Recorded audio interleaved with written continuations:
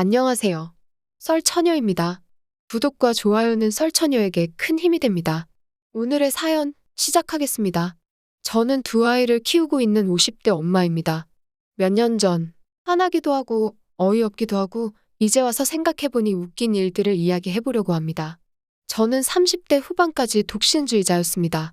우연히 친구가 주선해준 소개팅에서 만난 남자는 제 신념을 깨버렸습니다. 처음으로 이 남자와 결혼을 하고 싶다는 감정을 느꼈고 그렇게 제 나이 40에 결혼하게 되었습니다. 늦은 나이에 결혼하다 보니 주변에서는 아이를 빨리 가져야 한다고 많이들 이야기했습니다. 나이가 나이인지라 자연 임신은 어려웠습니다.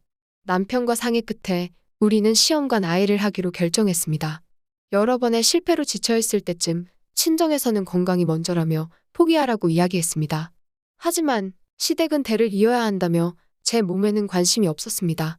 돈은 자기네들이 부담할 테니 될 때까지 해보라고 강요를 했습니다. 두 집안이 너무 다른 반응에 중간에서 힘들었지만 꾹 참고 열심히 도전했습니다. 3년 도전 끝에 드디어 임신에 성공했고 쌍둥이를 임신하게 되었습니다. 친정은 너무 수고했다며 이야기했지만 시댁에서는 아들 2명을 한 번에 가지면 최고라며 복덩이라고 이야기했습니다. 임신 기간 중에도 시어머님은 아들한테는 이게 좋다며 각종 보약 등을 해왔고 친정엄마는 임신 중에 함부로 약 먹는 거 아니라며 조심하라고 말씀하셨습니다. 어머님께는 감사하다고 말하며 먹지 않았는데 뒤늦게 그 사실을 알고는 화를 많이 내셨습니다. 남편은 중간에서 사정이 있어 그러니 너무 나무라지 말라며 제 편을 들어주었습니다. 결혼하면 남편의 역할이 중요하다는 사람들의 말이 이해가 되지 않았지만 직접 겪으며 뼈저리게 느꼈습니다. 아이의 성별을 알게 된 날 사이좋게 아들과 딸이었습니다. 딸을 원했던 저이기에 너무 행복했습니다. 친정에 먼저 말씀드리니 한 방에 둘이 생겨 너무 기특하다며 좋은 생각만 하라고 이야기해줬습니다. 그리고 바로 시댁의 성별 결과에 대해 말씀드리니 뭐? 딸? 아니 아들만 둘일 줄 알았더만. 에휴. 그러게 내가 그때 준 한약만 먹었어 봐라. 계집애 아니고 아들만 2명이었을 거다. 한숨을 쉬며 말했습니다. 아직 태어나지도 않은 아이에게 막말을 하시는 것 같아 기분이 좋지 않았지만 옛날 사람이니 아들을 좋아할 수 있다고 생각했습니다. 7달 뒤 드디어 출산 예정일이 되어 유도분만을 하러 병원에 입원했습니다. 시어머님도 병원에 방문하셨습니다. 무조건 너는 자연분만해라. 아들 나오는데 칼 대는 거 아니다. 라며 이야기하셨습니다. 근데 어머님, 제가 노산이라 자연분만이 어려울 거라고 이전부터 의사 선생님이 말씀하셨어요. 의사가 뭘 알아. 너 몸이니까 너가 선택하는 거지. 무조건 자연분만 한다고 해. 라며 강력하게 이야기하시어 가진통이 오는 상황에서도 난처했습니다. 의사 선생님이 내진을 위해 방문하셨고 노산이라 전에도 말씀드렸다시피 자연분만은 힘들 것 같아요. 제왕하시는 게 나을 것 같은데 산모분 어떻게 생각하세요? 라고 물었고 밖에서 듣고 있던 어머님은 갑자기 문을 열고 들어와 안 돼요. 칼 안 돼. 하며 소리쳤습니다. 보호자분, 자연분만이 가능하면 당연히 저희도 안내드리죠. 하지만 산모 태아 모두가 위험해질 수 있어요. 아직 시간 있으니까 잘 이야기해보세요. 하며 나가셨습니다. 이야기 도중 남편이 왔고 의사가 제왕하라는데 수술해 여보 라고 말했습니다. 아니 그래도 자연분만해야 애가 튼튼하지. 옛날엔 다 그렇게 나았어. 어머님은 소리치며 말했습니다. 진통이 오는 와중에도 제가 난처한 표정을 계속하자 남편은 어머님을 모시고 나간 뒤 남편의 뜻대로 제왕을 하기로 결정했습니다. 아들과 딸 모두 건강하게 출산했습니다. 통증이 심해 무통 주사를 놓아달라고 이야기하던 중 어머님이 들어왔는데 그거 하나 못 참고 너는 허투루 돈 쓰냐? 돈이 남아 돈이 라며 간호사에게 놔주지 말라고 이야기했습니다. 어머님, 저 너무 힘들어서 그래요. 간호사님 놔주세요. 이야기했습니다. 간호사는 저를 안쓰럽게 보더니 바로 가져다 주셨습니다. 아픔보다 어머님의 말 한마디에 너무 눈물이 났고 눈물을 흘리며 서운하다고 이야기하니 어머님은 별일에 다오네. 누가 보면 내가 너 때리기라도 한 줄 알겠다. 하시며 탐탁지 않아 하셨습니다. 며칠 후 모유 수유로 인해 아이가 방으로 들어왔습니다. 아이를 안으려는 순간 어머님은 아들은 먼저 껴안고는 아이고 우리 손자 너무 이쁘다 하며 연신깍꿍을 하셨습니다. 하지만 옆에 있는 여자 아이에게는 눈길 하나 주지 않으셨습니다.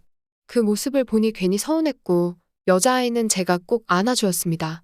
모유 수유를 하려고 어머님 죄송한데 잠시만 나가주세요. 라고 말하니 같은 여자끼리 뭐 어떠니? 라며 나가실 생각을 하지 않았습니다.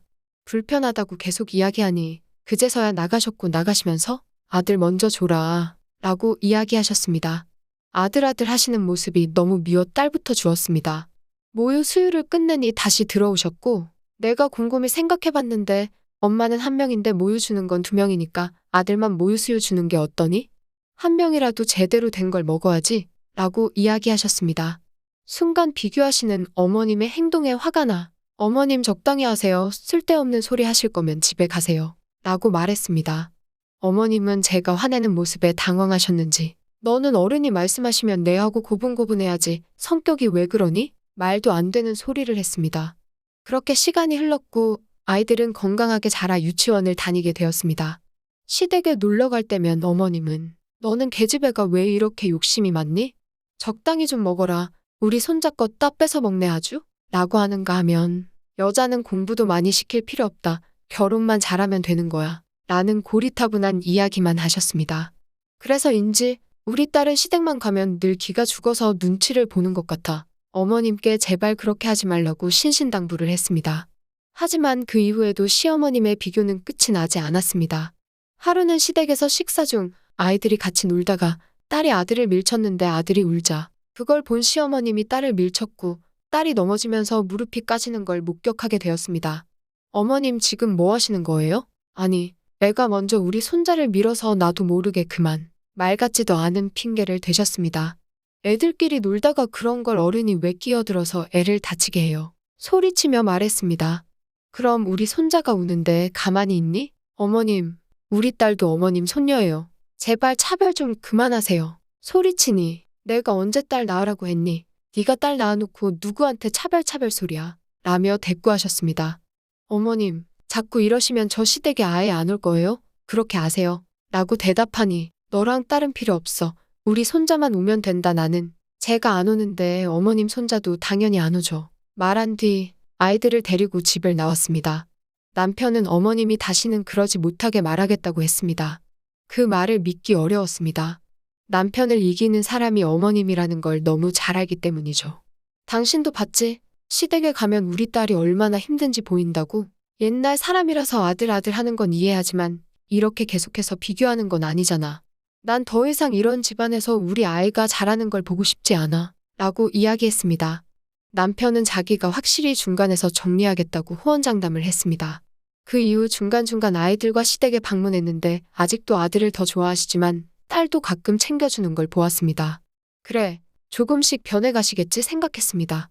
그러던 어느 날 딸아이가 아파서 병원에 입원을 했습니다.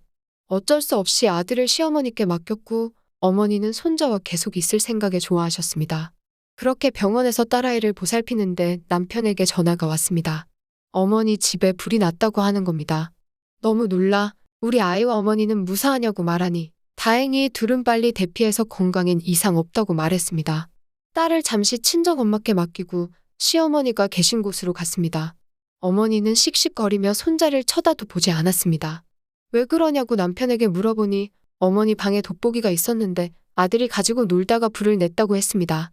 둘은 건강하고 다행히 화재보험도 들어있어 수리를 했습니다. 그때는 심란했지만 지금 와서 생각해보니 그렇게 아들하고 눈에 안 넣어도 안 아플 손자가 자기네 집을 불태울 줄 누가 알았겠습니까? 그렇게 예뻐하더니 지금 생각해보니 쌤통입니다. 지금 시어머니는 어떠냐고요? 그냥 이도저도 아닌 평범한 할머니가 됐습니다. 그때 이야기를 꺼내면 깜짝깜짝 놀라며 뒷걸음질 치십니다. 오늘의 사연은 여기까지입니다. 긴 사연 끝까지 들어주셔서 감사합니다. 구독과 좋아요는 썰처녀에게 큰 힘이 됩니다.